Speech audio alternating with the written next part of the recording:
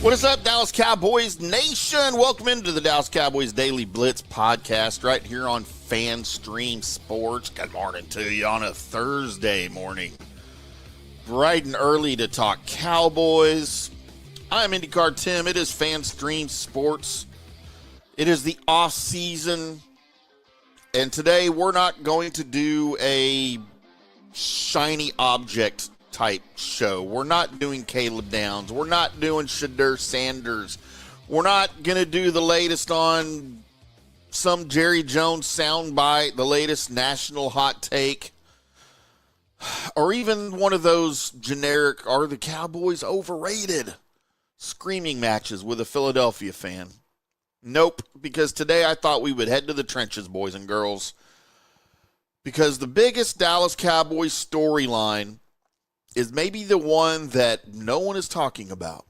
Maybe the one that not enough people are talking about. And it might be the one that determines how everything else runs. It's not the backup quarterback. It's not the new look defense. It's not Caleb Downs. It's not Christian Parker. It's not the running back rotation. It's not even whether CeeDee Lamb and George Pickens can become the scariest wide receiver duo in the NFL. This is the hidden crisis for the 2026 Dallas Cowboys about who the heck is going to protect Dak's blind side. It's not a sexy topic. It's not the one getting all the headlines, but I feel like it's potentially the most important one. Because, look, the Cowboys can have all of the other things. They can have all of the talent, all of the weapons, all of the speed.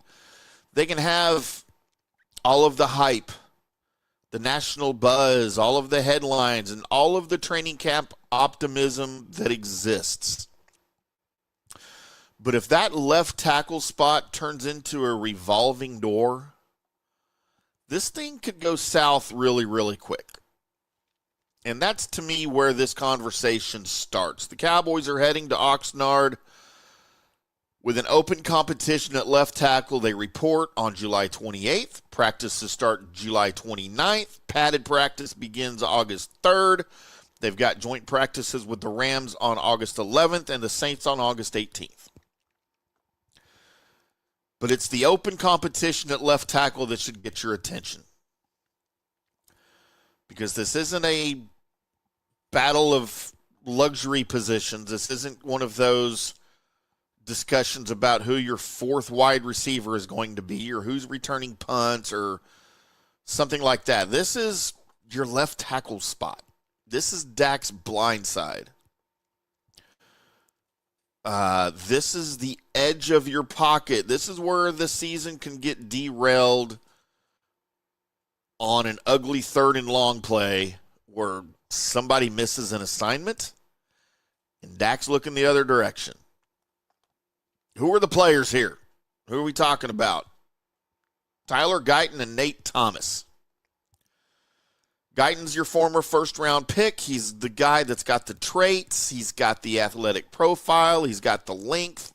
He's got the investment from the Cowboys, the draft capital.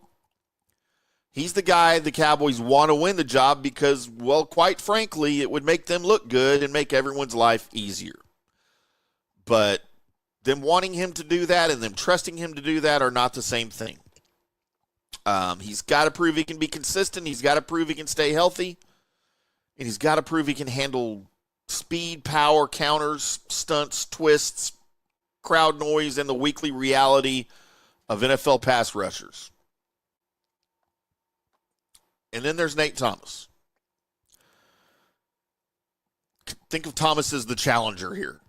He's not the flashy name. He is not the first-round investment. But he's made enough noise as recent as last season to turn this into a real conversation. And sometimes that's how these things start. That's how offensive line jobs are won. Not with the height, not with the draft night hoopla, but with some technique, a little bit of toughness, A lot of times with availability, and all of that leads to trust from the team. So the Cowboys have a choice. Do they ride with your first-round talent and hope that eventually that light turns on over his head, or do you just let the competition play out? Or do you have to hit the panic button at some point? And what's the panic button's name? The panic button's name is Tyler Smith. Because now here's where we get into the really potentially dangerous discussion. Tyler Smith is one of the best guards in football, period. He's not just pretty good. He's not solid. He has turned into a tone center. He has turned into a people mover. He is one of the reasons the Dallas Cowboys have an identity on the inside of that offensive line.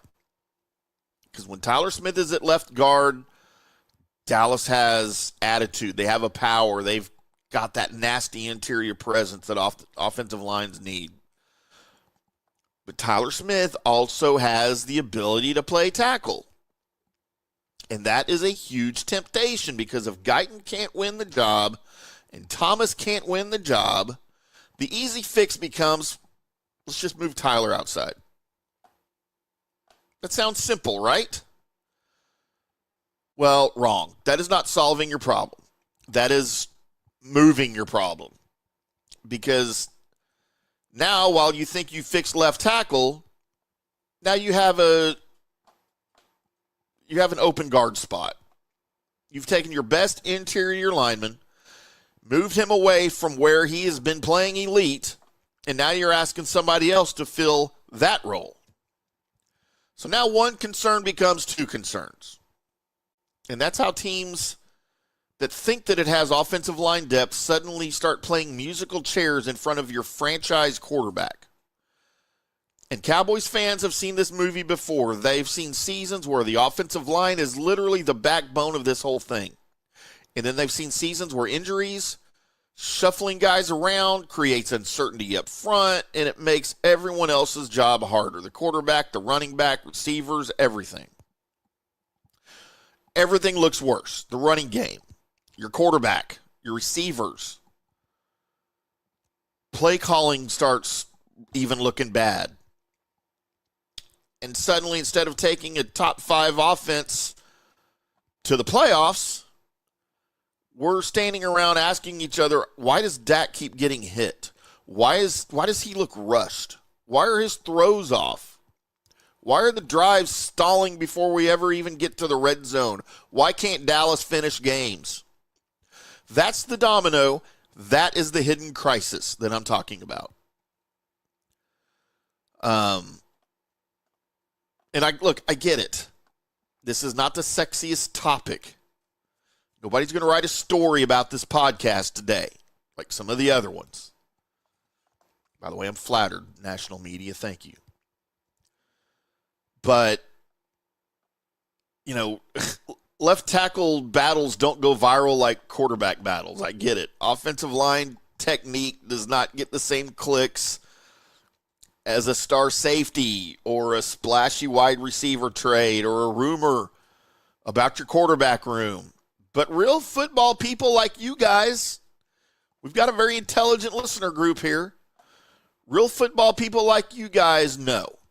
You know that this is where seasons are won and lost.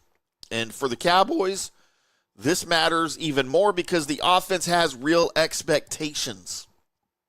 Dak Prescott is not being asked to babysit an entire rebuild. He is being asked to win now. CeeDee Lamb is supposed to be a monster. George Pickens is supposed to give this offense an extra level. Jake Ferguson, as much as I love you, Jake, you got to be a factor. This running game is supposed to be more physical. The play calling is supposed to be better. The whole idea is that Dallas has enough firepower to scare people.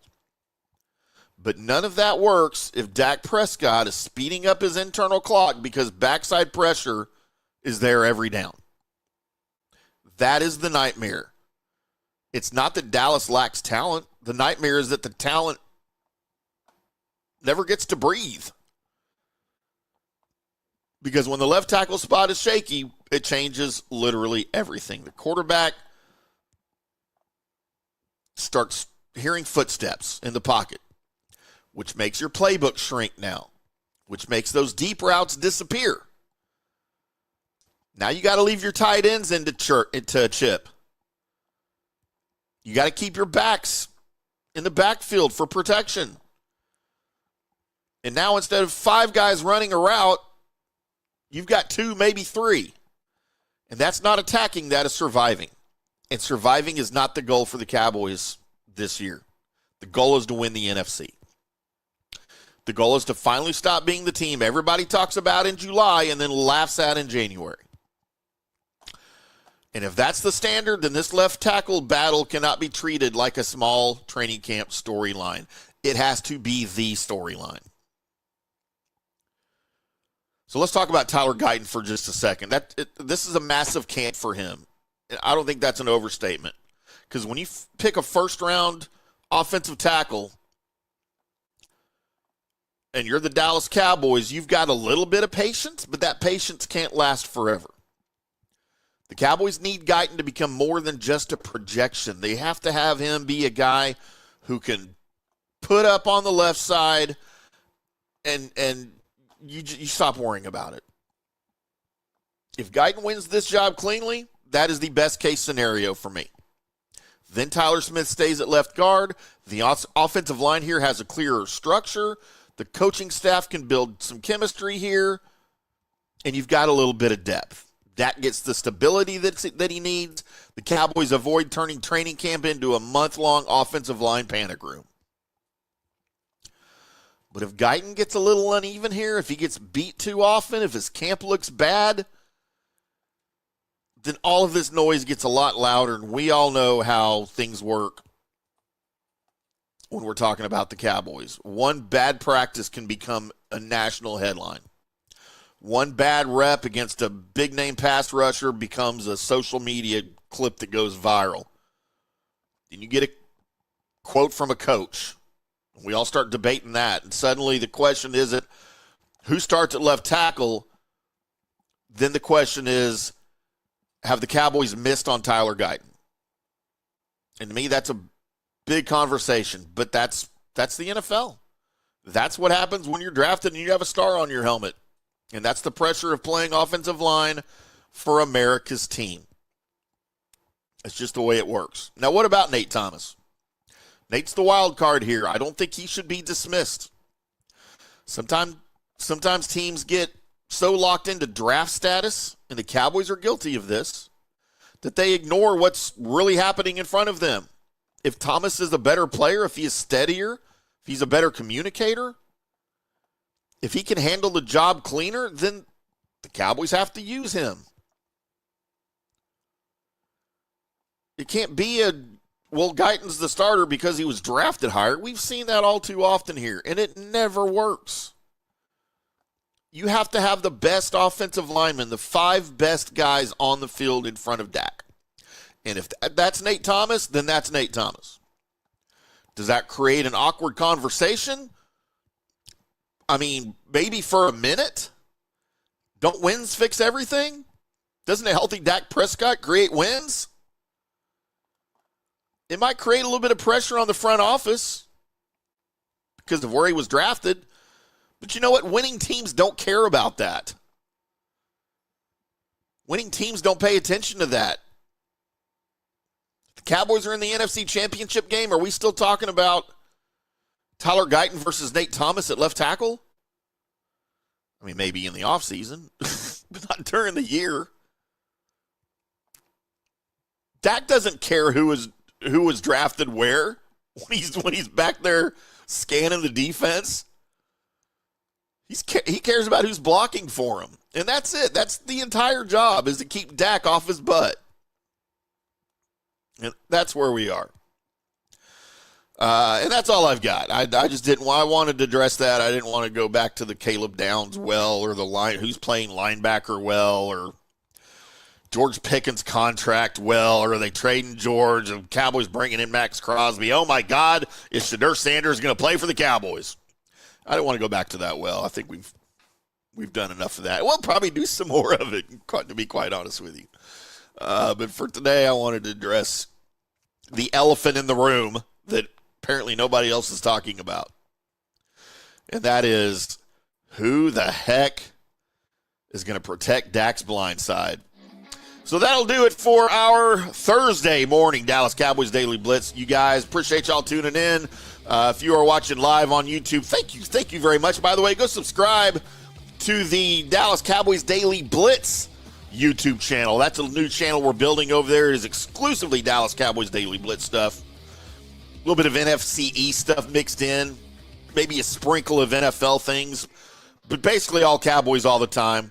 Just search for it on YouTube, and you'll see it. I'll try to put a link to it in all of the other YouTube channels and our audio podcast. If you're on the audio podcast, we love you guys just as much. Don't forget, if you watch on YouTube, this thing is available as an audio podcast about an hour after the show goes live at 7 a.m., and it's available wherever you get your podcasts and always on demand at fanstreamsports.com. Until Friday when we bring in the weekend, baby, we'll see you.